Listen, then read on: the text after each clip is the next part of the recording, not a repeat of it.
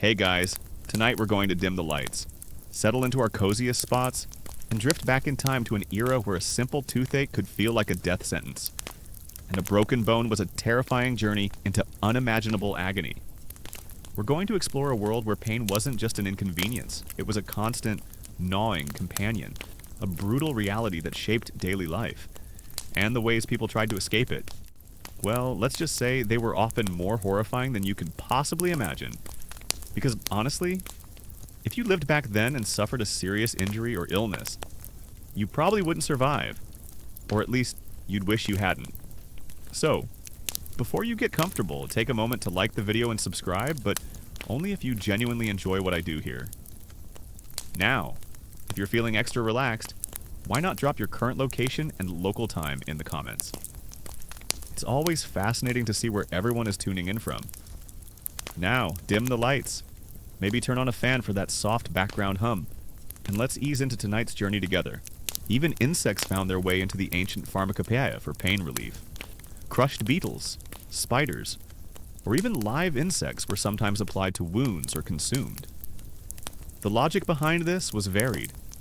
Some insects were believed to have numbing properties, others to draw out bad humors, and some simply because they were repulsive, and perhaps the shock of consuming them would distract from the pain. Imagine being told to eat a handful of crushed spiders for your stomachache.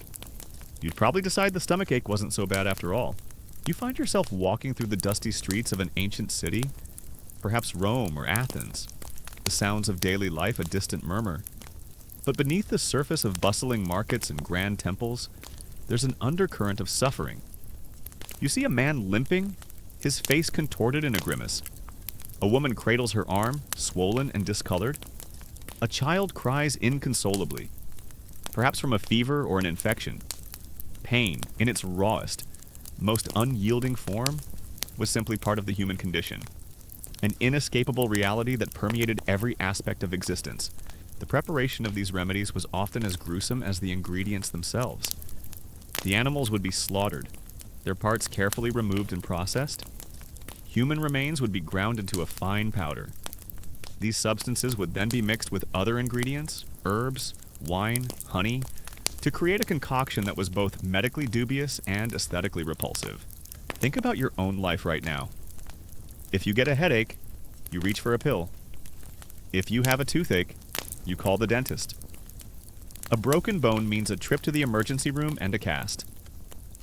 But in the ancient world, none of these modern comforts existed. There were no pharmacies stocked with ibuprofen, no sophisticated surgical suites with anesthesia, no antibiotics to ward off infection. When pain struck, it struck hard, and it often stayed. The psychological impact of these remedies cannot be underestimated. The sheer act of consuming something so vile or so taboo might have created a powerful placebo effect. If you were willing to drink mouse droppings or eat mummy dust, you must have truly believed it would work, and that belief itself could alleviate some suffering.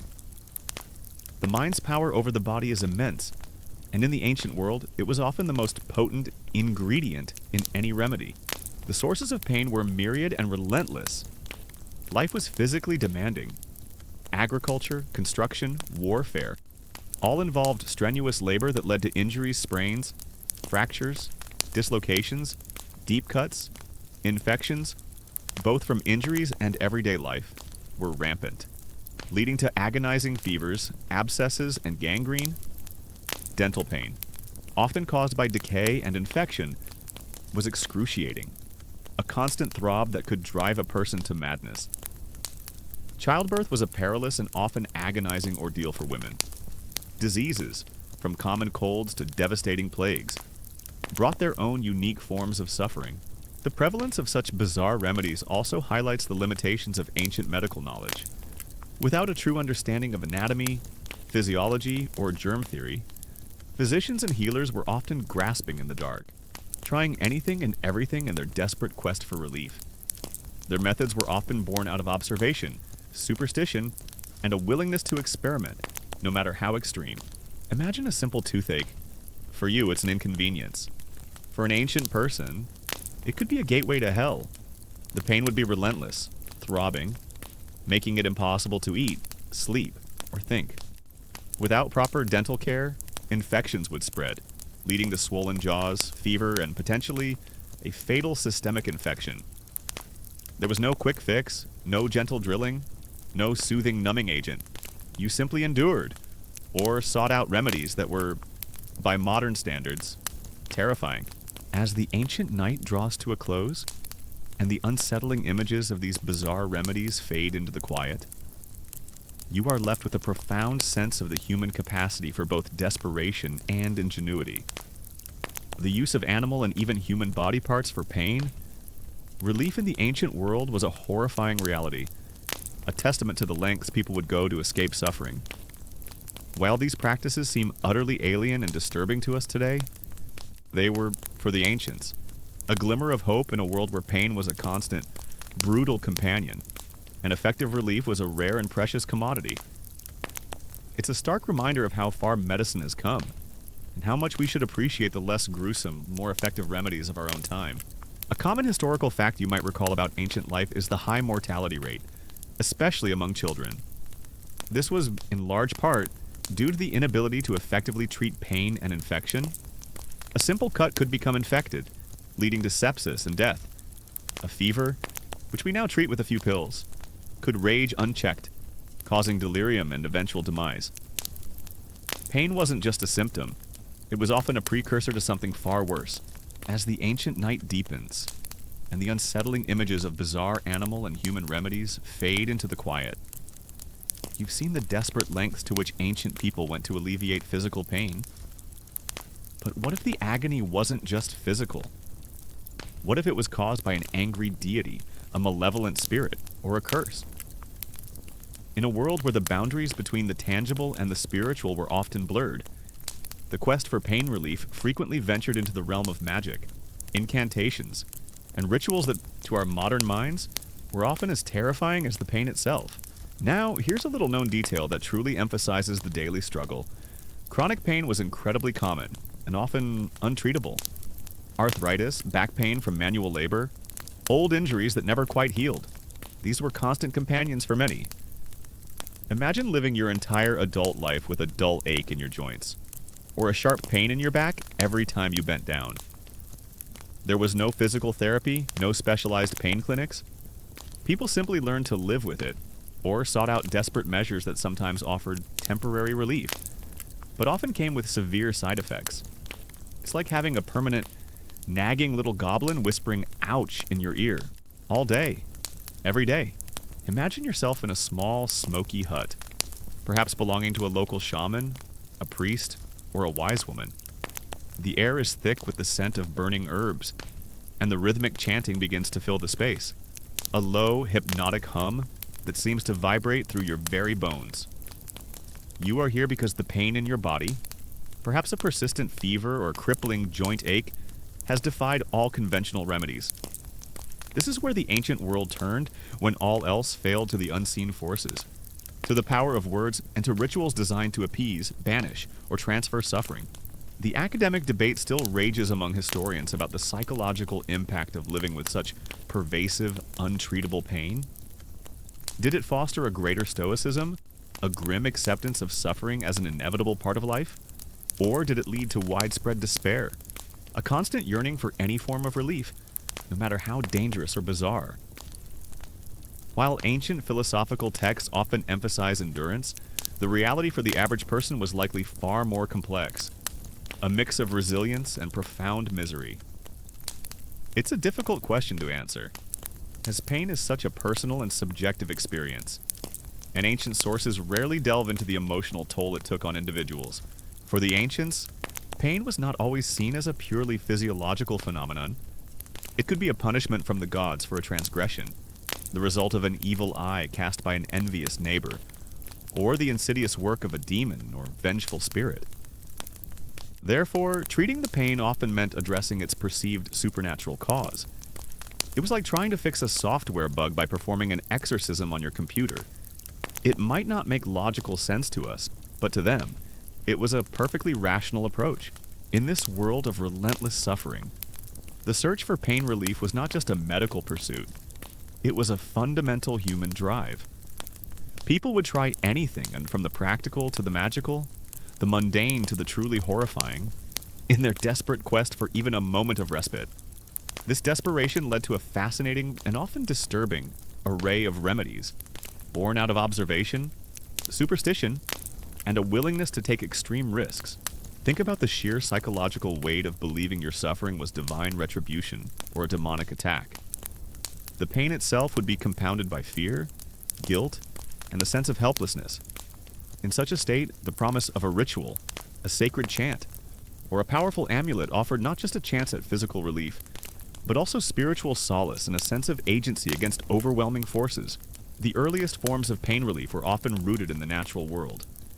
Herbs with known sedative or analgesic properties were discovered through trial and error, often with dangerous consequences. Opium, as we'll soon discover, was one of the most powerful, but many other plants were also employed, their efficacy varying wildly. Some might offer a mild numbing effect, while others could induce a dangerous stupor. A common historical fact you might recall about ancient civilizations is their polytheistic religions and deep belief in the supernatural. What's less commonly discussed is how intimately intertwined these beliefs were with their medical practices, especially concerning pain. From Mesopotamia to Egypt, Greece, and Rome, incantations and prayers were often recited alongside the administration of herbal remedies or surgical procedures. The physician might also be a priest, or work closely with one, recognizing that healing the body sometimes required healing the soul, or at least appeasing the spirits. Beyond plants, ancient healers experimented with physical interventions, applying heat or cold, massage, and even crude forms of acupuncture were used to alleviate localized pain. These methods, while sometimes effective for minor aches, were utterly insufficient for severe injuries or chronic conditions. Imagine trying to massage away the pain of a compound fracture.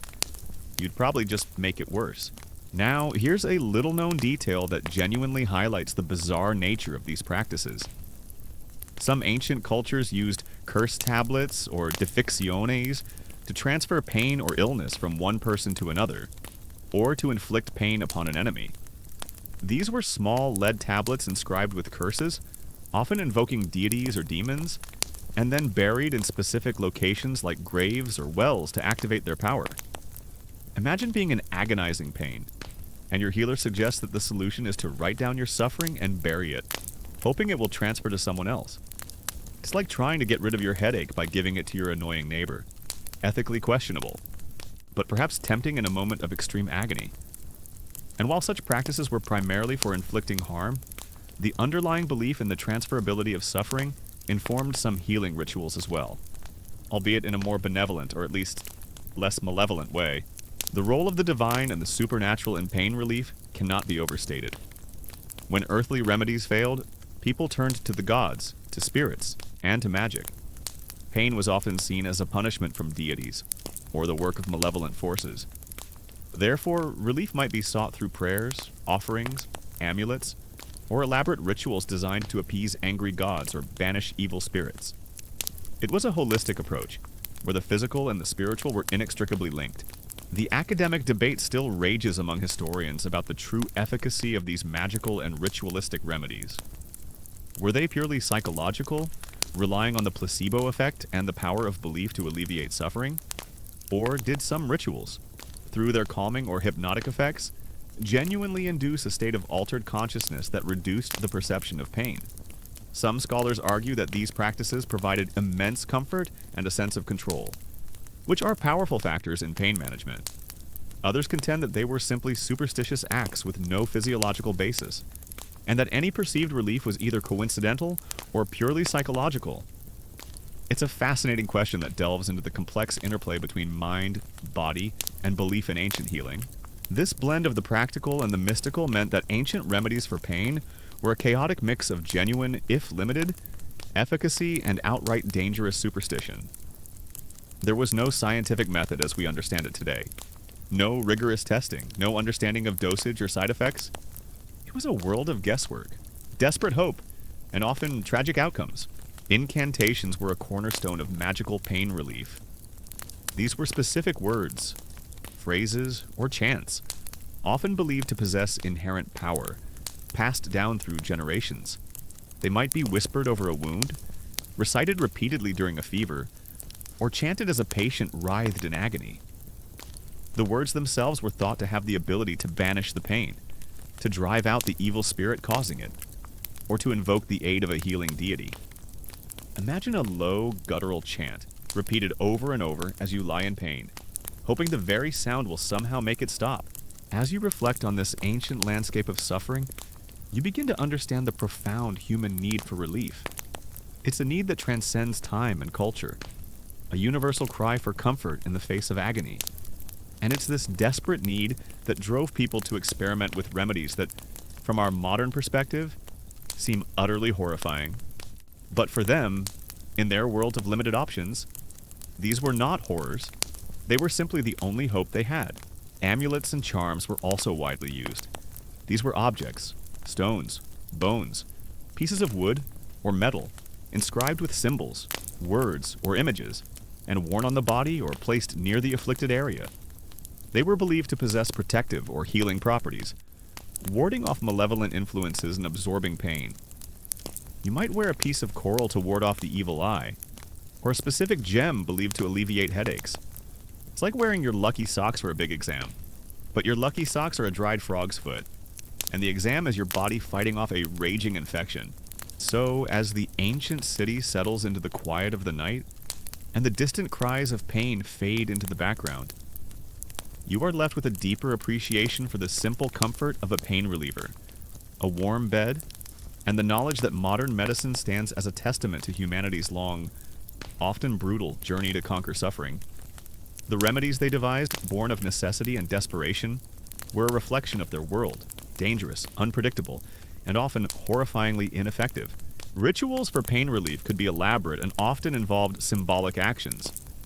Burning specific herbs, making offerings to deities, performing dances, or even enacting symbolic battles against the perceived source of pain were common.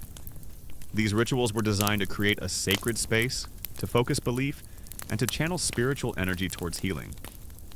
Imagine a circle of people now moving rhythmically, chanting, all focused on drawing the pain out of your body. As the ancient city stirs with the first light of dawn, and the echoes of pervasive pain from our last journey linger in the quiet, you now turn your attention to a substance that, for millennia, offered humanity its most potent, yet most perilous escape from suffering. Imagine a delicate flower, its petals a vibrant crimson or a soft white, swaying gently in a field under the warm sun. This is the opium poppy, and within its milky latex lay a power so profound, so seductive that it shaped medicine, trade, and even empires. This was opium, the sweet, dangerous escape that promised blissful oblivion, but often delivered a horrifying trap. The concept of sympathetic magic was particularly prevalent. If a part of the body was in pain, a corresponding part of an animal or plant might be used in the ritual. For instance, if you had a headache, a specific herb shaped like a brain might be applied. If you had a broken bone, a strong bone from an animal might be used in a ritual to transfer its strength. This intuitive, yet often unscientific, logic guided many of these practices. You find yourself transported to a sun-drenched field in the ancient Near East, perhaps Persia or Egypt, where the opium poppy has been cultivated for thousands of years. The air is warm, and perhaps a little humid, and you can almost smell the faint, sweet scent of the poppies. As the sun sets, skilled hands move through the rows, making shallow incisions in the poppy pods. Overnight, a milky white sap oozes out, drying into a sticky, dark resin. This is raw opium, a substance that, once collected, would embark on a journey across continents, bringing both relief and ruin in its wake. Dream incubation was another fascinating practice. Sufferers would sleep in sacred places, often temples dedicated to healing deities like Asclepius, hoping to receive a divine dream that would reveal the cure for their pain, or even miraculously heal them during their sleep. Imagine lying down in a temple surrounded by other sufferers, hoping that in your dreams, a god will whisper the secret to ending your agony. It's like going to sleep hoping for a magical cure, but with added incense and ancient architecture. The ancients didn't understand the complex chemistry of opium. They didn't know about morphine, codeine, or the myriad other alkaloids it contained, but they knew its effects. They knew that a small dose could quiet a cough, ease a throbbing headache, or soothe the pain of a broken limb. A larger dose could induce a profound state of euphoria, a blissful detachment from all earthly woes, and an even larger dose could lead to a deep, unresponsive sleep, often followed by death. It was a double-edged sword, a powerful ally against pain, but a treacherous foe if mishandled. The role of the healer in these magical practices was crucial. They were not just medical practitioners, they were intermediaries between the human and the divine, interpreters of omens and conductors of rituals. Their charisma, their perceived connection to the spiritual world, and their unwavering belief in their methods were often as important as any physical remedy they might administer. They were the ancient world's combination of doctor, therapist, and spiritual guide.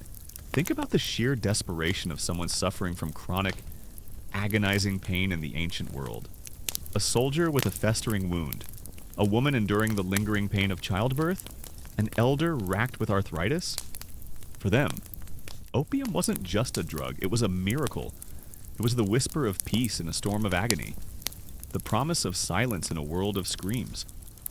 You can almost feel the profound relief wash over someone as the drug takes hold, the sharp edges of pain softening, blurring, and finally dissolving into a warm, comforting haze.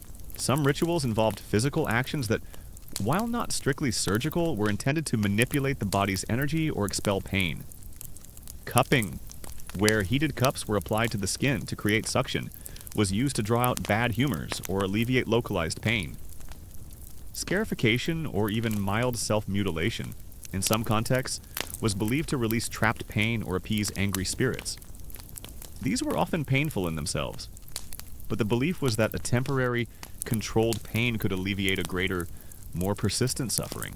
A common historical fact you might recall about ancient medicine is the widespread use of opium. It appears in the medical texts of the Egyptians, Greeks, and Romans, often referred to as sleep bringer or painkiller. The Ebers Papyrus, an ancient Egyptian medical text dating back to around 1550 BC, mentions opium as a sedative. Hippocrates, the father of medicine, prescribed it for various ailments. Galen, the influential Roman physician we discussed earlier, used it extensively for pain relief and as a component in his famous Theriac. It was truly the ancient world's most powerful analgesic, a cornerstone of their pharmacological arsenal. The use of specific colors or materials in rituals was also common. Certain colors were believed to have healing properties, and materials like gold or silver were thought to possess inherent magical power. A patient might be wrapped in a specific colored cloth or given a drink from a golden cup, all as part of the pain relief ritual. Now, here's a little known detail that highlights the ancient world's nuanced, yet ultimately flawed, understanding of opium while they recognized its powerful pain-relieving and sedative effects. They also attributed almost magical properties to it, believing it could cure a vast array of unrelated ailments, from snake bites to epilepsy, and even act as an antidote to other poisons. They didn't fully grasp its specific mechanism of action, leading to its indiscriminate use for conditions it couldn't possibly affect. It's like finding a universal remote that works for your TV, but then trying to use it to start your car and bake a cake. The enthusiasm for its primary effect often overshadowed a clear understanding of its limitations. The psychological comfort derived from these practices cannot be overstated. In a world where scientific understanding of pain was limited, and effective physical remedies were scarce, magic and ritual offered a powerful sense of hope and agency. The very act of performing a ritual, of believing in its power, could reduce anxiety, distract from the pain, and perhaps even trigger the body's own natural pain-relieving mechanisms. The placebo effect, as we know, is a potent force, and in the ancient world, it was often the most reliable form of medicine for pain. The academic debate still rages among historians about the true extent of opium addiction in the ancient world.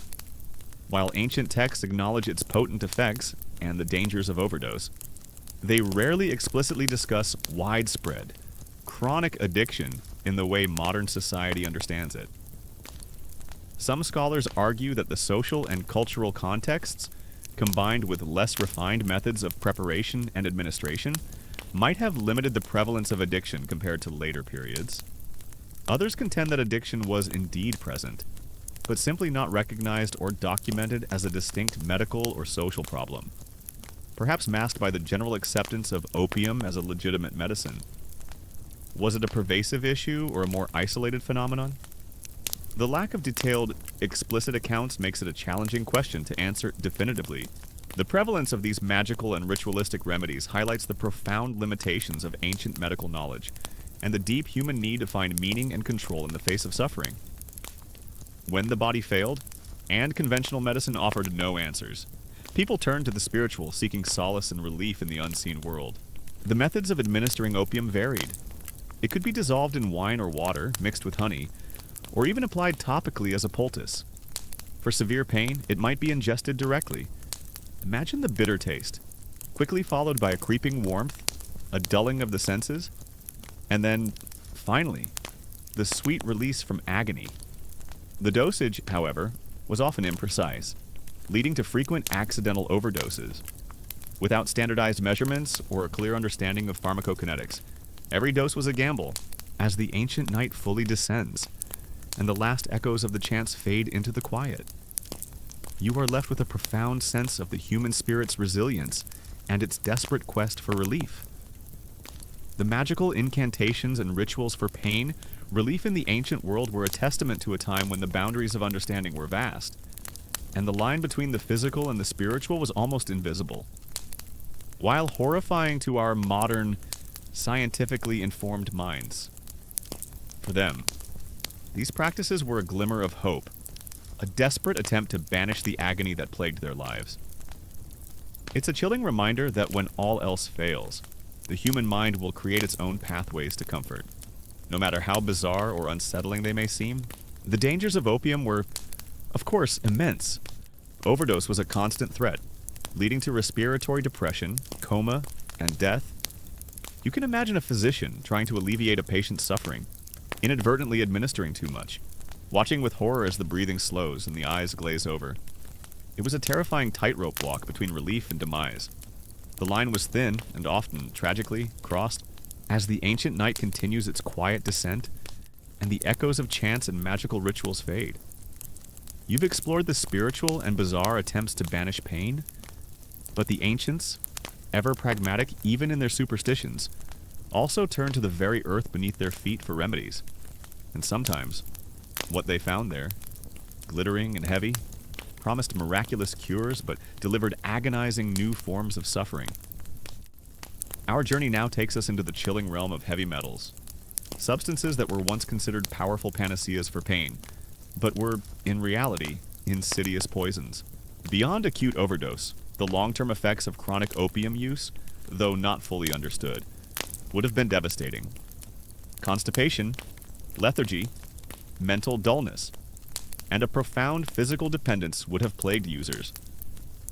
Imagine a life where your only escape from pain leads to a new form of suffering, a craving that dominates your existence.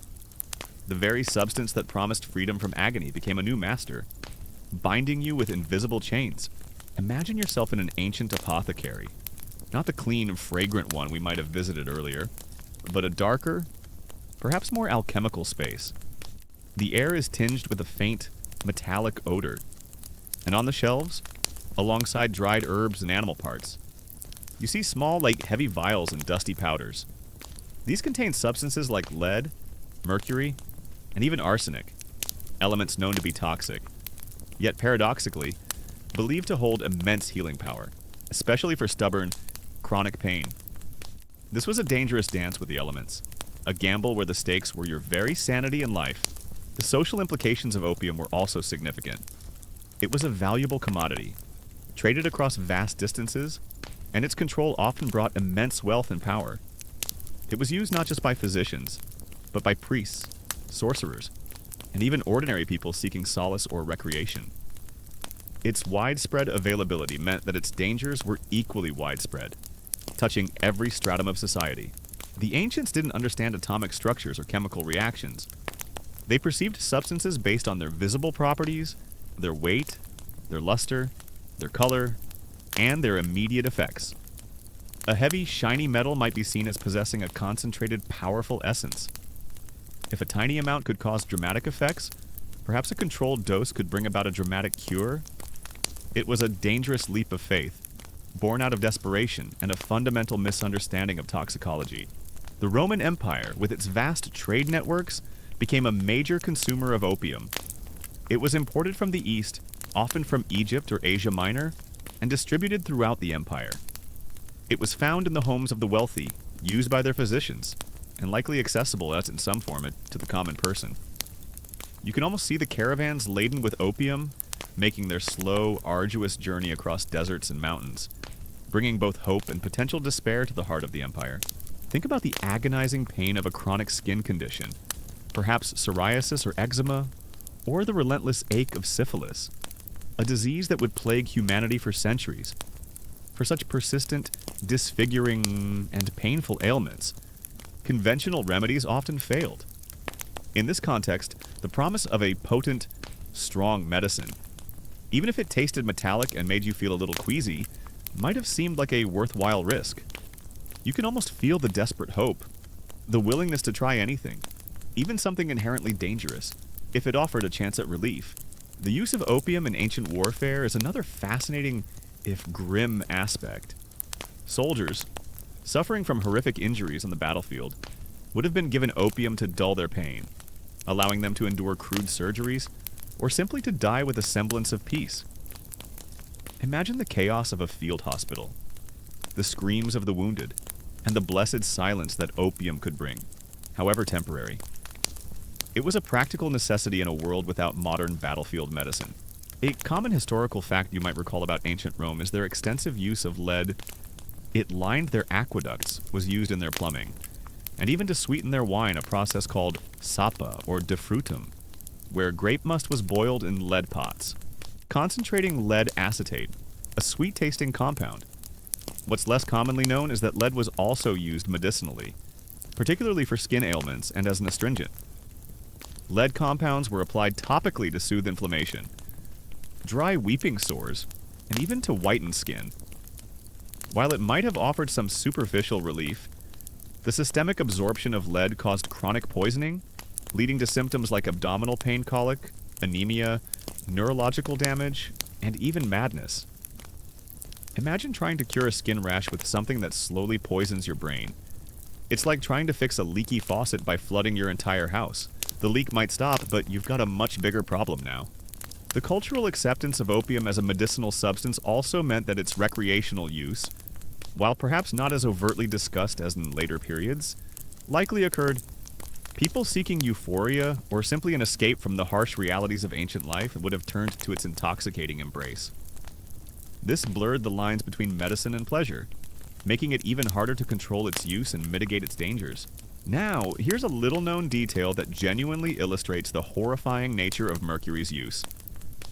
Mercury was sometimes administered internally, particularly for syphilis, which caused excruciating pain, skin lesions, and neurological damage. It was believed that mercury could purge the body of the disease, often through inducing profuse salivation, vomiting, and diarrhea. Patients would undergo mercurial rubs or ingest mercury compounds, leading to horrifying side effects: loss of teeth, severe gum disease, tremors, neurological degeneration, and a foul breath. Imagine being so desperate to escape the agony of syphilis that you willingly subject yourself to a treatment that causes your teeth to fall out and your mind to slowly unravel. It's a truly chilling thought, trading one form of torment for another, arguably worse. 1. The legacy of opium from the ancient world is complex. It was a genuine breakthrough in pain management, offering a level of relief previously unimaginable. It allowed ancient physicians to perform procedures that would otherwise have been impossible, and it brought comfort to countless suffering individuals. But it also introduced a powerful new danger, a substance that could enslave as easily as it could heal. The academic debate still rages among historians about the precise extent of heavy metal poisoning in ancient populations and its impact on their health and society. While archaeological evidence like lead levels in bones confirms exposure, it's difficult to definitively link specific historical ailments or behaviors to chronic heavy metal toxicity. Some scholars argue that lead poisoning, particularly among the Roman elite, contributed to their decline due to widespread neurological impairment. Others contend that while exposure was common, the effects were often subtle or misdiagnosed, making it hard to quantify their societal impact. Was it a silent epidemic, or a contributing factor among many? The ambiguity of ancient medical records and the difficulty of retrospective diagnosis make it a complex and ongoing discussion. As the ancient city finally falls silent, and the last wisps of the opium poppy's scent fade into the night air, you are left with a profound sense of the double-edged nature of this ancient remedy. It was a testament to humanity's desperate need for relief, a need so strong that it led them to embrace a substance that offered both salvation and destruction. The sweet, dangerous escape of opium was a horrifying reality for many, a stark reminder that in the ancient world, even the most effective cures often came with a terrifying price. Arsenic, another potent poison, also found its way into ancient remedies. In small, controlled doses, it was sometimes used as a tonic or for skin conditions, particularly those that were resistant to other treatments. The logic was often that if a substance was powerful enough to kill, it must also be powerful enough to cure. This dangerous philosophy led to the administration of compounds that were inherently risky, with a tiny margin for error between therapeutic effect and fatal toxicity. Imagine a physician carefully measuring out a pinch of white powder, knowing that a fraction too much could mean death. As the ancient dawn illuminates, chasing away the shadows of pain and the allure of opium, you realize that not every solution came from distant poppy fields. Right there in the local gardens, in the dense forests and wild fields, a vast treasury of herbs awaited, promising healing and pain relief. But as you are about to discover, the world of ancient herbal medicine also had its dark side. This was where the line between medicine and poison blurred terrifyingly, where a remedy could easily become a death sentence. The preparation of these metallic remedies was often crude. Metals might be ground into fine powders, dissolved in acids if available, or mixed with other substances to form ointments or potions. The lack of purity control meant that the actual concentration of the heavy metal could vary wildly, making consistent dosing impossible. One batch might be relatively benign, while the next could be lethally potent. It was a chemical lottery, with your life as the prize. Imagine yourself walking through an ancient herb garden, perhaps belonging to a physician or a monastery. The air is thick with the scent of damp earth and various plants, the pungent aroma of mint, the sweet fragrance of roses, and also the unsettling, acrid smells of plants you instinctively know should not be touched. The ancients, lacking chemical understanding, learned about plants through trial and error, a process that frequently led to tragic outcomes. They knew that some plants could soothe a fever, others could heal wounds, and still others could bring oblivion from pain. The symptoms of heavy metal poisoning often mimicked other diseases, making diagnosis incredibly difficult for ancient physicians. Abdominal pain, vomiting, diarrhea, neurological issues, skin lesions, these could be attributed to a myriad of causes, from bad humors to divine displeasure. This meant that the cure was often exacerbating the underlying problem, slowly killing the patient while the physician believed they were treating a natural illness. It's like trying to fix a broken engine by pouring sugar in the gas tank. You think you're helping, but you're just making it worse. But it was precisely the most powerful plants that were often the most dangerous. They contained bioactive compounds that we today call alkaloids, glycosides, or terpenoids, substances capable of profoundly altering the body's physiology. For the ancients, these were the essences, or spirits of the plant, carrying within them the power to heal or to harm. They had no way to precisely quantify these compounds, no way to know if a particular plant grown under certain conditions would have higher or lower concentrations of active ingredients. The allure of these heavy metals lay in their perceived power and their dramatic effects. Unlike gentle herbs, metals could induce strong reactions, which the ancients often interpreted as the body being purged of illness, or the disease being actively fought. The more violent the reaction, the more vomiting, the more salivation, the more effective the remedy was believed to be. This misinterpreted efficacy led to their continued use despite the obvious suffering they caused. Think about the desperation of someone enduring intense pain, a woman with an incessant migraine, a man plagued by agonizing joint pain, a child with a raging fever.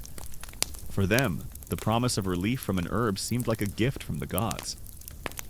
They were willing to take the risk, to drink a bitter concoction or apply a strange-smelling poultice, hoping it would bring the relief they craved. The long-term consequences of heavy metal exposure were devastating. Chronic lead poisoning could lead to irreversible brain damage, paralysis, and reproductive issues. Mercury poisoning caused neurological disorders, kidney failure, and severe disfigurement. Arsenic could lead to various cancers and organ damage. These were not quick, clean deaths, but slow, agonizing declines, often mistaken for natural aging or other diseases. A common historical fact you might recall about ancient medicine is the widespread use of herbs. From Egyptian healers to Greek and Roman physicians, plants formed the bedrock of almost all treatments. Dioscorides, a Greek physician who lived in the 1st century AD, wrote De Materia Medica, an encyclopedic work on herbs and their medicinal uses, including those with pain-relieving properties. This book became a standard reference for over 500 years, testifying to the importance of botanicals in ancient healing. The use of these metals also highlights the ancient world's limited understanding of pharmacology. They didn't grasp the concept of accumulation, that even small, seemingly harmless doses could build up in the body over time to toxic levels. They focused on immediate effects, often overlooking the insidious, long-term damage being wrought. However, here's a little known detail that highlights the dark side of herbal medicine. Many of the plants used for pain relief were actually potent poisons. For example, belladonna, also known as deadly nightshade, was known for its anesthetic and pain-relieving properties. But it also contains atropine and scopolamine, neurotoxins that can cause hallucinations, delirium, and death if overdosed. Similarly, hemlock, famously used to kill Socrates, was sometimes employed as a sedative or painkiller in extremely minute doses, though the line between a medicinal dose and a lethal one was incredibly fine. Imagine taking a medicine that you know could kill you, but you're in so much agony that you're willing to take the chance. It's like trying to put out a fire by pouring gasoline on it. There might be a weird moment where it works, but it's far more likely to just explode. The cultural significance of metals also played a role. Gold, silver, and copper were seen as precious and imbued with special properties, which sometimes extended to their medicinal use, even if the actual metals themselves were toxic. This blend of perceived value and misunderstood chemistry led to dangerous practices. The academic debate still rages among historians about the extent to which ancient physicians truly understood the perilous boundary between medicine and poison in their use of herbs. Did they fully grasp the toxicity of these plants? Or did they simply rely on empirical observation and belief?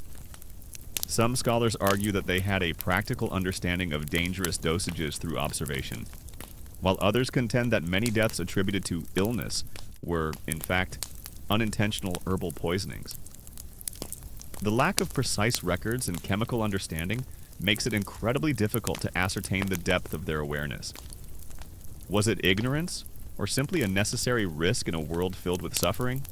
As the ancient night deepens further, and the chilling reality of these metallic panaceas settles in, you are left with a profound sense of the desperate gamble that ancient people took in their quest for pain relief. They turned to the very elements of the earth, believing in their power to heal, only to find that these cures often brought a new, more insidious form of suffering. The use of heavy metals for pain was a horrifying testament to the limitations of ancient medical knowledge and the sheer human willingness to endure unimaginable risks for the faintest glimmer of relief. It's a stark reminder that sometimes the cure can indeed be worse than the disease. The preparation of herbal remedies was also a dangerous process. Plants had to be harvested at specific times, often tied to lunar cycles or seasons, as it was believed this influenced their potency.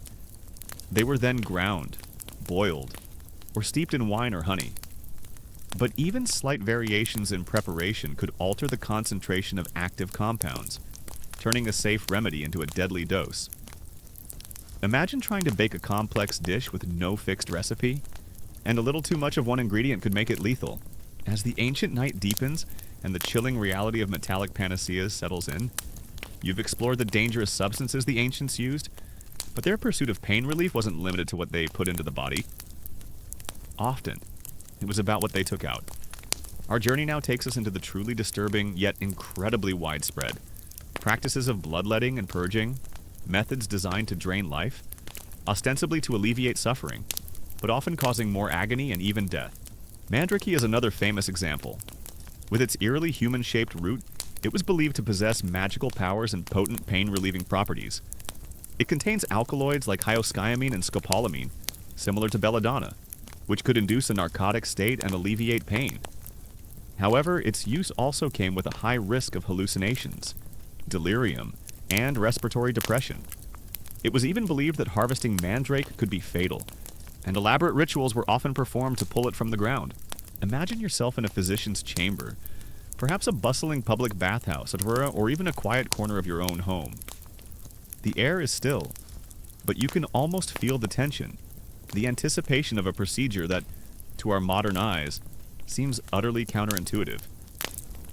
A basin stands ready, perhaps a collection of leeches, or a sharp blade glinting in the dim light. This is where the ancient belief in humors met the desperate need for relief, leading to practices that aim to restore balance by actively removing bodily fluids. Poisonous mushrooms were also a potential source of pain relief, but a deadly gamble. Some fungi possess hallucinogenic or sedative properties, and might have been used to dull pain or induce a trance-like state. However, identifying safe versus toxic mushrooms was a huge challenge, and many undoubtedly perished from misidentification. Imagine foraging for pain relief, but every mushroom you touch could be your last. The core of these practices lay in the ancient theory of the four humors blood: phlegm, yellow bile, and black bile. It was believed that illness, including pain, was caused by an imbalance of these humors. Too much blood, too much phlegm. These excesses were thought to create blockages, inflammation, and ultimately, suffering. Therefore, the logical solution to the ancient mind was to remove the offending humor, to drain the illness out of the body. It was like trying to fix a clogged sink by emptying the entire water supply of your house. Emetics and purgatives, derived from various herbs, were also used to cleanse the body of toxins or bad humors believed to cause pain. While they could sometimes help expel some harmful substances from the digestive tract, overuse or improper use could lead to severe dehydration, electrolyte imbalances, and even death. It was a treatment that sometimes caused more agony than it relieved. Think about the agonizing pain of a persistent fever, a throbbing headache, or the inflammation of a severe injury. For the ancients, these symptoms were clear signs of an excess humor, often blood. The immediate impulse was to bleed the patient, to let out the bad blood that was causing the distress. You can almost feel the dull ache of the fever, the pounding in your head, and then the strange sensation as a cut is made, and the warm, thick blood begins to flow, slowly at first, then steadily into a waiting basin. The immediate relief, if any, was often psychological. A sense of something being done, something being released. The lack of understanding of anatomy and physiology also added to the danger of herbal remedies. Ancient physicians often didn't understand the root cause of pain, and thus their treatments were often symptomatic, or even exacerbated the condition. An herb might dull the pain temporarily, but if it didn't address an underlying infection or injury, the pain would return, or the patient's condition would worsen. A common historical fact you might recall about ancient medicine is the widespread belief in humoral theory, which dominated medical thought for over 2 millennia. What's less commonly known is the sheer volume of blood that could be removed during a single bloodletting session. While a small amount might be taken for minor ailments, for severe conditions, a patient might be bled until they fainted, or until a significant portion of their blood volume was gone. Imagine losing pints of blood, not in an emergency, but as a deliberate medical treatment for a headache. It's a truly shocking thought, a practice that actively weakened the patient in the name of healing. Even herbs we consider relatively safe today could be dangerous in ancient hands. Willow bark, for instance, the source of aspirin, was used for pain and fever. But chewing willow bark indiscriminately could lead to digestive issues or other side effects due to inconsistent concentrations of salicylic acid. Now, here's a little known detail that genuinely illustrates the horrifying nature of bloodletting leeches were a popular tool for this practice. Imagine small, slimy, segmented worms, with suckers at both ends, being placed directly onto your skin, particularly over inflamed or painful areas. You'd feel a sharp initial bite, followed by a dull tugging sensation as they engorged themselves with your blood.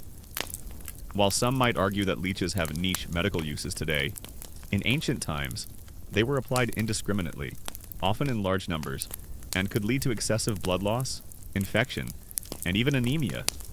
It's like trying to fix a flat tire by letting a swarm of tiny, blood-sucking creatures chew on your car. You might feel lighter, but you're probably in worse shape than when you started. The reliance on powerful herbs also created a culture where knowledge of them was closely guarded. Physicians and sorcerers often kept their formulas secret, passing them down to a select few. This meant that knowledge of safe dosages and precise preparation methods was often not widely disseminated, increasing the risk of misuse. The academic debate still rages among historians about the actual physiological effects of bloodletting and purging. While some minor temporary relief might have occurred due to a reduction in blood pressure or a placebo effect, the vast majority of modern medical opinion views these practices as harmful, often exacerbating the patient's condition. Some scholars argue that the occasional coincidental recovery after such treatments reinforce the belief in their efficacy, leading to their continued use. Others contend that the practices were so deeply ingrained in humoral theory that their efficacy was rarely questioned, even in the face of obvious failures. Was it a genuine, albeit limited, therapeutic tool, or a dangerous ritual based on flawed science?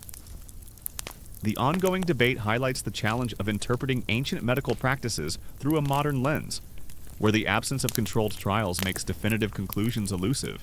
As the ancient night descends, and you visualize these herb gardens, you realize they were not just places of healing, but also repositories of deadly peril. Ancient herbal remedies for pain, while sometimes offering relief, were a grim reminder of the fragility of life in a world devoid of scientific understanding. They were a testament to human desperation in the face of pain, and the willingness to embrace the most horrifying risks in pursuit of a moment of peace. Beyond bloodletting, purging the body through induced vomiting, emesis, and diarrhea purgation was equally common. If the humors were believed to be out of balance due to an excess of bile or phlegm, the solution was to force the body to expel them. This involved administering powerful emetics and laxatives, often derived from potent, sometimes toxic, herbs or minerals. Imagine the violent convulsions of vomiting, the excruciating abdominal cramps of severe diarrhea, all in the name of feeling better. As the ancient dawn illuminates the herb gardens, you've seen the dangerous boundaries between medicine and poison. But what if herbs and opium weren't enough to quell the pain? What if the agony stemmed from a deep wound, a shattered bone, or a growing tumor? Then, you would step into a far more terrifying world, a world of crude scalpels, red-hot metal, and uncontrollable screams. This was the brutal reality of ancient surgery, where the operating table was a place of ultimate torment, and survival was often a miracle. These purging methods were not gentle. They caused immense discomfort, dehydration, and often weakness. A patient already suffering from illness or pain would be subjected to a further ordeal, designed to literally drain them of their perceived affliction. It was a brutal form of internal cleansing, a desperate attempt to reset the body's internal balance through extreme measures. You'd feel utterly depleted, but perhaps the sheer exhaustion would offer a temporary reprieve from the original pain. Imagine yourself lying on a hard wooden table, the flickering light from torches or oil lamps casting dim shadows on the ceiling. The air is heavy with the scent of blood, sweat, and fear. Around you are the grim faces of physicians, their hands holding instruments that look more like a blacksmith's tools than a doctor's. There is no anesthesia as you know it today, no injections to numb, no gases to lull you into a dreamless sleep. There is only you, your pain, and the hardened resolve of those attempting to save your life. The rationale for these practices was deeply rooted in the ancient understanding of the body. They believed that illness was a physical manifestation of internal corruption, and that by expelling these corrupting elements, health could be restored. The visible expulsion of blood, vomit, or feces provided tangible proof that the bad humors were leaving the body, reinforcing the belief in the treatment's effectiveness. In the ancient world, surgery was a last resort, a desperate act when all other methods had failed. It was not a procedure performed gently in a sterile operating room. It was a direct confrontation with pain, a brutal war between the body and the blade. Think of a battlefield wound, an arrow piercing the flesh, or a leg bone crushed after an accident. For such injuries, no herb or opium could truly heal. Only the blade could remove the gangrenous flesh, and only the surgeon's hands could attempt to reset the bone. The tools for bloodletting varied. Beyond leeches, physicians used lancets, small, sharp blades designed for making precise incisions in veins, cupping, where heated cups were applied to the skin to create suction and draw blood to the surface, was also common, sometimes with scarification to actually draw blood, or dry cupping to simply create a bruise. These methods were often performed in public or semi-public settings, adding a performative element to the healing process. A common historical fact you might recall about ancient medicine is the lack of understanding of germs. They didn't know that even the smallest cut could lead to deadly infection. Consequently, surgical instruments were often not sterilized, nor were the hands of the surgeon. You can picture a knife used for butchering meat, then cursorily wiped clean and used to incise human flesh. This meant that even if the surgery was successful in addressing the initial problem, the risk of post-operative infection was incredibly high, often leading to fever, pus, gangrene, and ultimately, death. It was a cruel paradox. You endured the agony of surgery only to potentially die from another kind of agony. The dangers of these practices were immense. Excessive blood loss could lead to shock, fainting, and even death. Dehydration from purging could be fatal, especially for the already weakened. Infections from unsterile instruments or open wounds were a constant threat, and the sheer physical trauma of these procedures undoubtedly exacerbated the patient's suffering, often prolonging their recovery or making their condition worse. However, here's a little-known detail that reveals the brutality of some procedures to staunch bleeding during surgery. Ancient physicians often used red-hot irons. Imagine a metal instrument heated in a fire until it glows crimson, then pressed against your bleeding wound. The sizzling sound, the smell of burning flesh, and the indescribable searing pain would be your experience. This method, known as cauterization, was incredibly painful but effective in closing blood vessels and preventing hemorrhage. It's like trying to fix a flat tire on your car by setting it on fire. It might work, but it's certainly not a pleasant experience. Despite the obvious suffering they caused, bloodletting and purging persisted for centuries, even into the early modern era. Their longevity speaks to the powerful influence of established medical theory, the lack of effective alternatives, and the profound human desire for any form of intervention when faced with intractable pain and illness. If a physician, no matter how respected, suggested bleeding you probably wouldn't question it. It was simply what was done. The academic debate still rages among historians about the true success rate of ancient surgery. Were the accounts of successful operations rare exceptions? Or did they represent a certain level of skill? Some scholars argue that ancient surgeons, through constant practice, developed remarkable dexterity, allowing them to perform complex procedures. Others contend that the mortality rate from surgery was overwhelmingly high, and any survival was more due to luck than skill. The lack of detailed patient records and understanding of causes of death makes it incredibly difficult to assess their efficacy. Were they geniuses limited by technology? Or simply daring individuals in a brutal world? The psychological impact on the patient must have been profound. To willingly submit to such painful and debilitating procedures, believing they would bring relief, speaks volumes about the desperation of the times.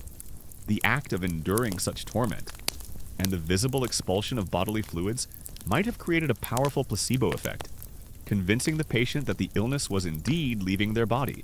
The types of surgeries performed in ancient times were varied, ranging from relatively simple procedures to surprisingly complex ones.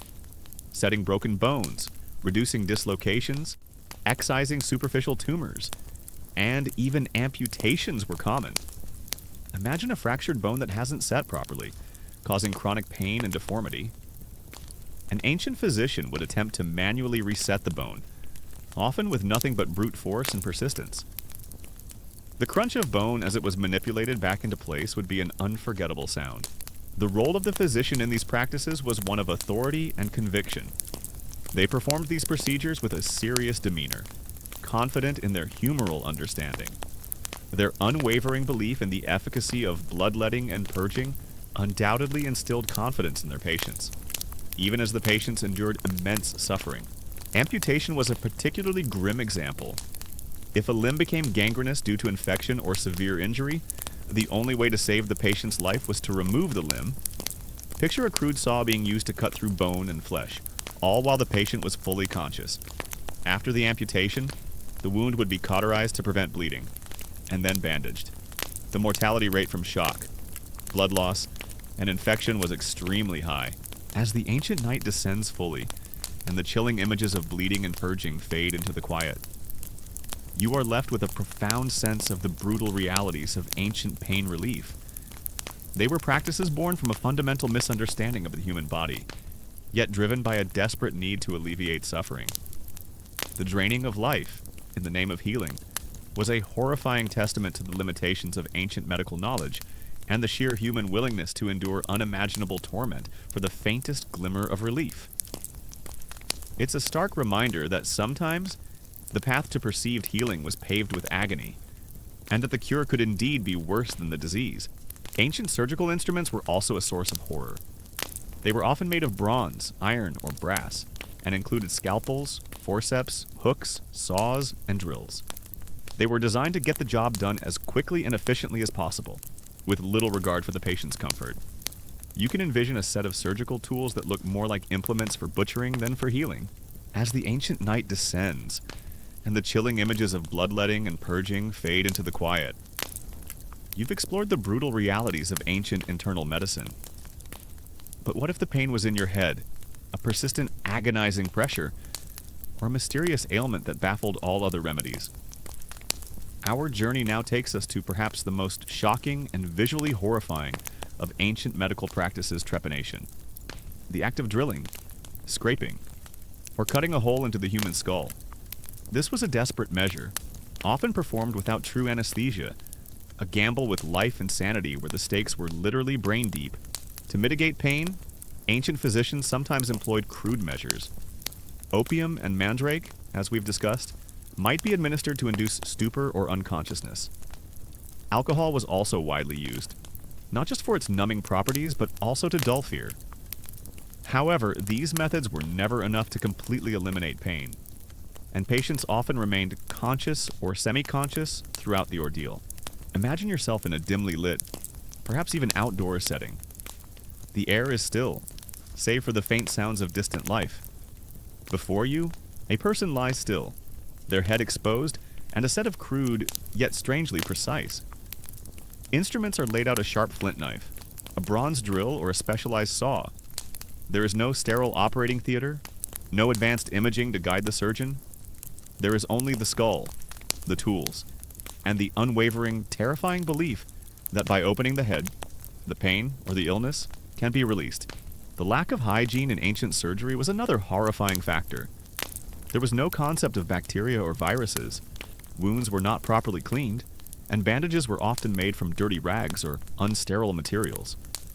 This meant that every surgery was an open invitation for infection. Pus, fever, and swelling were common complications, and many patients who survived the surgery itself succumbed to infection afterward.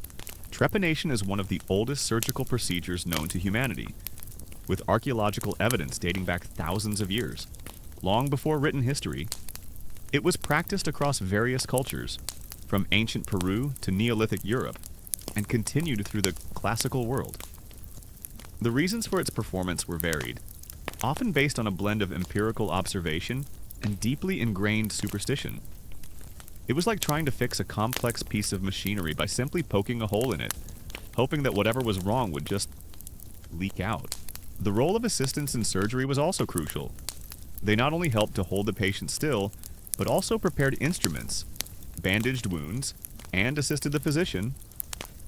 In some cases, assistants might also be the ones physically restraining the patient, ensuring they didn't move during the agonizing procedure. Imagine being an assistant, holding down a person screaming and writhing in unimaginable pain. It was not a job for the faint of heart. Think about the agonizing pain of a severe head injury, perhaps a blow to the head from a fall, or a weapon in battle, causing a depressed skull fracture. The pressure on the brain would be immense, leading to excruciating headaches, seizures, or altered consciousness. For the ancients, Observing such symptoms, it was logical to assume that something was trapped inside the skull, and that by making a hole, that pressure or malevolent entity could be released. You can almost feel the dull, relentless throb inside your own head. And then the chilling thought that the only way out is through. Eye surgeries were also performed, particularly for cataracts.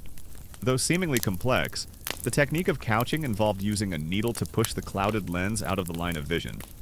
While sometimes successful in restoring sight, the risk of infection and permanent blindness was very high. A common historical fact you might recall about ancient medicine is the belief that illness could be caused by evil spirits or demons. What's less commonly known is that trepanation was often performed not just for physical trauma, but to release these malevolent entities from the head. If someone suffered from epilepsy, madness, or chronic headaches, it was believed that a demon was trapped inside their skull, causing their torment. Drilling a hole was seen as providing an escape route for the spirit, or a way to let out the madness.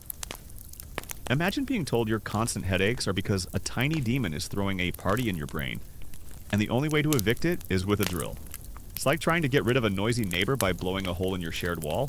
It might work, but the consequences are likely to be far worse. Even dental procedures were an experience of extreme pain. Tooth extractions, for instance, were often performed with crude forceps, without any local anesthetic. You can imagine a tooth being yanked from the jaw, accompanied by a sickening crunch and searing pain. Post-extraction infections were common and could lead to more serious problems. Now, here's a little-known detail that genuinely illustrates the surprising survival rates of trepanation. Despite its brutal nature, archaeological evidence, particularly from skulls found with trepanation holes, often shows signs of bone regrowth around the edges of the opening. This indicates that the patient survived the initial surgery and lived for a significant period afterward, sometimes for years. While the procedure was undoubtedly agonizing and carried immense risks of infection, shock, and brain damage, the fact that so many individuals survived suggests that ancient surgeons, through trial and error, developed a surprising level of skill and understanding of basic neuroanatomy. It's like finding out that ancient people were actually pretty good at fixing leaky roofs with just a hammer and some mud. Even if the process looked terrifying, the development of surgery in ancient times was a slow process. Driven by the practical needs of warfare and trauma, military surgeons who regularly dealt with horrific injuries were often at the forefront of developing surgical techniques. They learned from experience, and this knowledge gradually filtered into civilian medicine. The academic debate still rages among historians and bioarchaeologists about the primary motivations for trepanation across different ancient cultures. Was it predominantly a medical procedure for head trauma, aimed at relieving pressure from hematomas or depressed fractures? Or was it primarily a ritualistic or spiritual practice, intended to cure mental illness, epilepsy, or to release evil spirits? Some scholars argue that the evidence points to a pragmatic medical intent, especially given the signs of healing. Others contend that the spiritual motivations were paramount, particularly in cultures where mental illness was seen as demonic possession. The truth is likely a blend, varying by culture and individual circumstance, making it a fascinating, multi-layered puzzle. As the ancient night descends, and you visualize these horrifying scenes, you realize that ancient surgery was not merely a medical practice. It was a brutal test of human endurance. Pain was an inherent part of the process, a barrier the patient had to overcome through sheer willpower. These methods, while terrifying to us, were for the ancients their only hope when faced with life-threatening injuries. It's a grim reminder of the progress of medicine, and the gratitude we should have for the modern comforts we often take for granted. The tools used for trepanation were surprisingly diverse. Early methods involved simply scraping away the bone with a sharp flint or obsidian tool. Later, specialized drills with crowns, circular blades, or saws were developed, allowing for more precise removal of bone. Imagine the sound of the grating, grinding noise of bone being scraped or drilled, the smell of bone dust, and the horrifying sensation of pressure on your skull. The procedure would have been incredibly painful, with only crude sedatives like opium or alcohol to dull the agony. As the ancient night deepens and the screams from the surgical table fade into the quiet, you've seen the brutal realities of ancient medical practices. But what if the pain was so profound, so mysterious, that even the sharpest blade or the most potent herb seemed useless. What if the agony defied conventional understanding, pushing healers to the very edge of the bizarre? Our journey now takes us into the truly unsettling realm of ancient pain. Remedies that involved animal parts, human remains, and practices that will make you question everything you thought you knew about medicine. The risks associated with the trepanation were immense. Infection was a constant threat, as the brain was directly exposed to unsterile instruments and environments. Meningitis, encephalitis, and brain abscesses were common and often fatal complications. Hemorrhage, or uncontrolled bleeding, was another major danger, as the surgeon navigated delicate blood vessels within the skull. And of course, direct damage to the brain could lead to paralysis, speech impediments, cognitive impairment, or death. It was a true roll of the dice, and with your life and your mind hanging in the balance, imagine yourself in a dimly lit chamber, perhaps the workshop of a particularly eccentric ancient physician, or a back alley healer. The air is thick with strange, earthy smells, and perhaps a faint, metallic tang. On shelves and tables, you see jars filled with dried organs, bundles of hair, and odd calcified lumps. This is where desperation met superstition, where the boundaries of what was considered medicine stretched to include substances that, to our modern minds, are utterly horrifying. Despite the dangers, the persistence of trepanation across millennia and cultures speaks to the profound desperation of those suffering from intractable head pain or mysterious neurological conditions. When all other remedies failed, and the agony was unbearable, the willingness to undergo such a terrifying procedure must have been immense. It was a testament to the human desire for relief, no matter the cost. The ancients, in their quest for pain relief, often looked to the natural world for answers, but sometimes their gaze fell upon creatures and even human remains, believing that the life force, the essence, or even the suffering contained within these parts could be transferred to alleviate pain. It was a form of sympathetic magic, a belief that like cures like, or that the properties of one entity could be absorbed by another.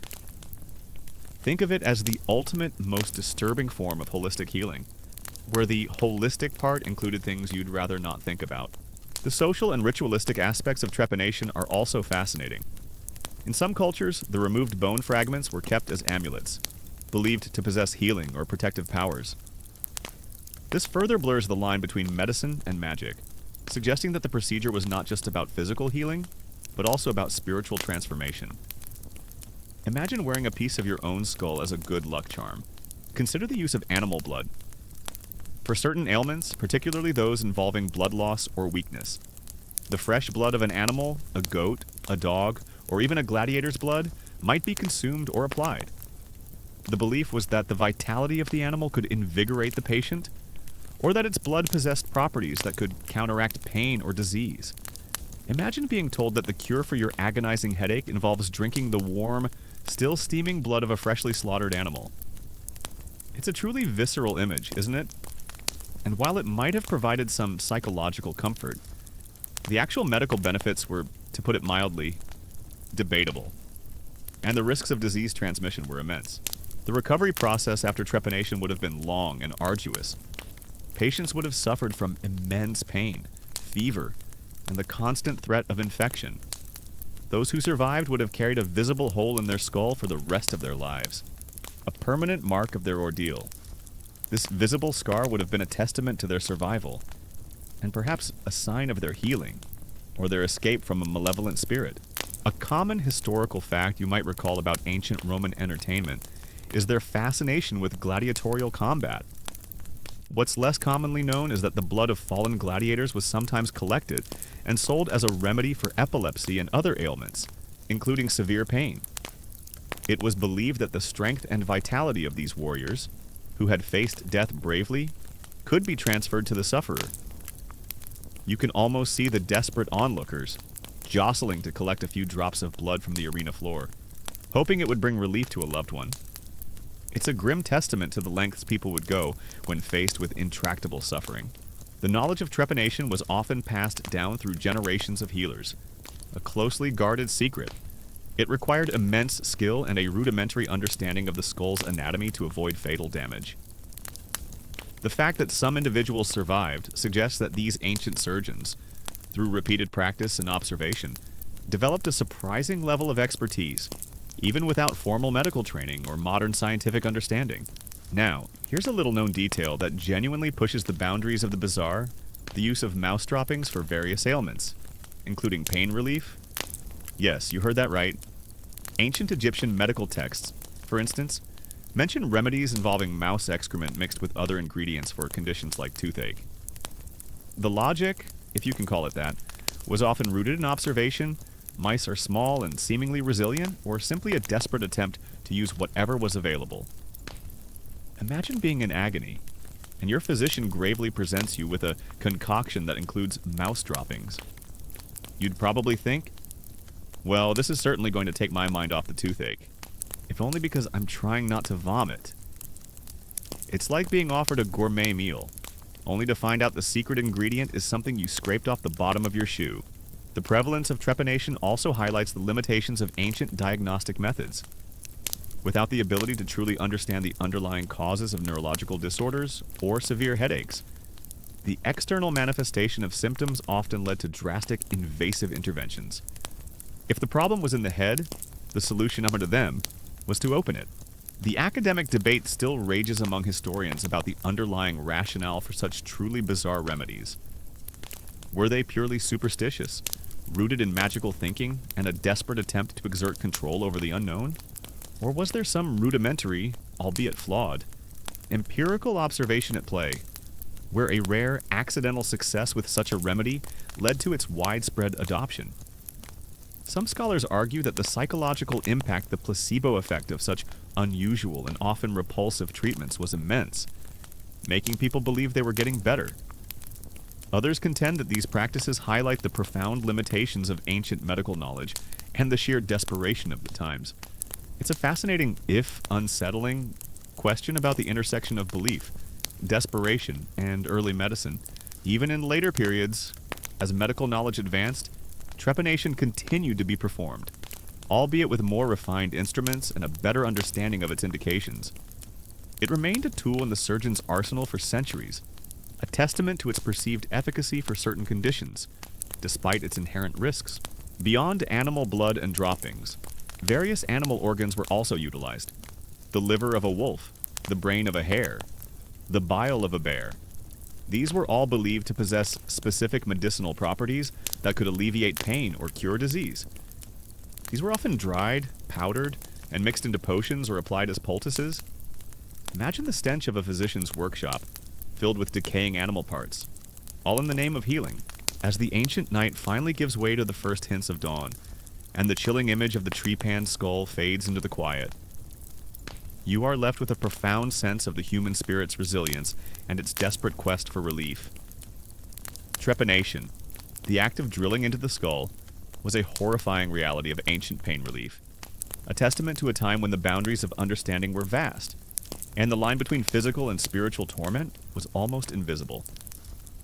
While terrifying to our modern, scientifically informed minds, for them, it was a glimmer of hope, a desperate attempt to banish the agony that plagued their lives. It's a stark reminder that when all else failed, the human mind would create its own pathways to comfort, no matter how bizarre or unsettling they may seem. The use of mummy dust or powdered human remains is another particularly horrifying example. In later antiquity and throughout the medieval period, the belief arose that ingesting powdered Egyptian mummies, or even the flesh of executed criminals, could cure various ailments, including chronic pain and epilepsy. This was based on the idea that the essence of the deceased, or the embalming resins, held curative powers. You can almost hear the morbid whispers in the market, offering a pinch of genuine mummy powder for your aches and pains. It's a chilling thought, consuming human remains for medicinal purposes, a stark reminder of the desperate measures people would resort to. In some cultures, the bones or teeth of deceased individuals, particularly those believed to have lived virtuous lives or died heroically, were worn as amulets or ground into powders for consumption. The idea was that the strength or purity of the deceased could be transferred to the living, offering protection from pain and illness. It's like wearing a lucky charm, but your lucky charm is someone's femur, The use of specific animal parts for specific ailments was also common. For instance, the fat of a snake might be used for joint pain, or the eyes of an owl for eye conditions. These beliefs were often rooted in the doctrine of signatures, where an animal's characteristics were thought to reflect its medicinal properties. If a snake was flexible, its fat might help flexible joints. If an owl had good eyesight, its eyes might help vision. This intuitive yet often flawed logic guided many ancient remedies.